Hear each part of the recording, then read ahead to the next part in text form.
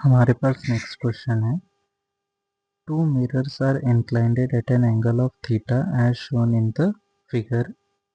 हमारे को यहाँ पे दो फिगर दिए हुए हैं। लेट अस सपोज इस मिरर को नाम दे देता हूँ M1 और इस मिरर को नाम दे देता हूँ यहाँ पे M2 बोल के नाम दे देता हूँ। ओके, सो सेकेंड मिरर है ये हमारे पास M2।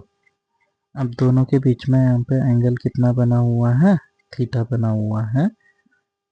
Light ray is incident parallel to one of the mirror. दोनों में से किसी एक मिरर के साथ इंसिडेंट रे कैसा है बोल के बोल रहा है, पैरेलल है। तो मैं इसी के पैरेलल में और एक रे यहाँ पे ड्रॉ करता हूँ। मिरर M1 के पैरेलल में यहाँ पे एक रे ड्रॉ कर दिया है। The ray will start retracing its path after third reflection. So यहाँ पे आप देख सकते हो पहला रिफ्लेक्शन होगा, यहाँ से रिफ्लेक्ट करके लाइट मिरर M1 के सरफेस पे इंसिडेंट होगी कुछ इस तरीके से, राइट। अब मिरर M1 के ऊपर हम नॉर्मल ड्रॉ कर लेते हैं। मिरर M1 के ऊपर नॉर्मल इस तरीके से ड्रॉ कर लेते हैं। अब मिरर M1 से टकरा के लाइट रिफ्लेक्ट होके कैसे जाएगी, let us suppose angle of incidence is equal to angle of reflection.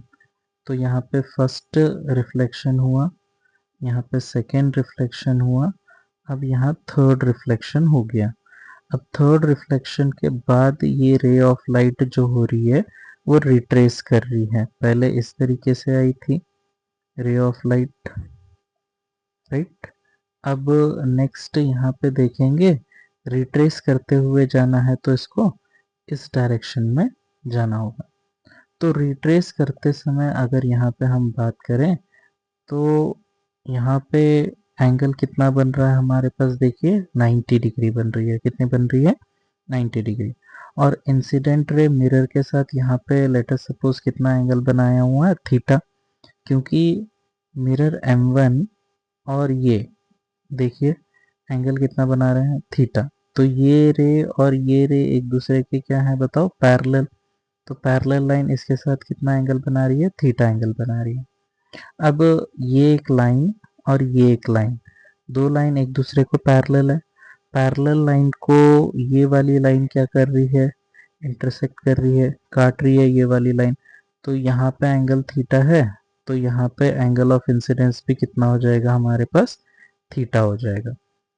और एंगल ऑफ इंसिडेंस थीटा है तो लॉस ऑफ रिफ्लेक्शन के हिसाब से एंगल ऑफ रिफ्लेक्शन भी कितना हो जाएगा, थीटा हो जाएगा। और ये वाला एंगल कितना हो जाएगा, देखिए हमारे पास ये वाला हो जाएगा हमारे पास 90 माइनस थीटा। कितना हो जाएगा, 90 minus theta. So this angle also 90 degree. अब इस ट्रायंगल में देखिए हमारे पास ए बी और सी।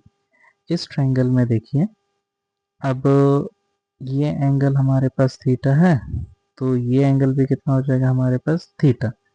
सो ए बी सी ट्रायंगल की अगर हम बात करें, टोटल एंगल हमारे पास इक्विलेटरल ट्रायंगल है, कितना एंगल बनेगा हमारे पास, 180 डिग्री बनेगा। From triangle A B C हम क्या लिख सकते हैं, यहाँ से यहाँ तक एंगल टोटल कितना बन चुका है, थीटा प्लस थीटा कितना हो जाएगा हमारे पास, 2 थीटा हो जाएगा। कितना हो जाएगा, 2 थीटा। तो ये एंगल हो गया 2 थीटा, ये एंगल हो गया हमारे पास प्लस थीटा, और ये एंगल कितना हो जाएगा हमारे पास प्लस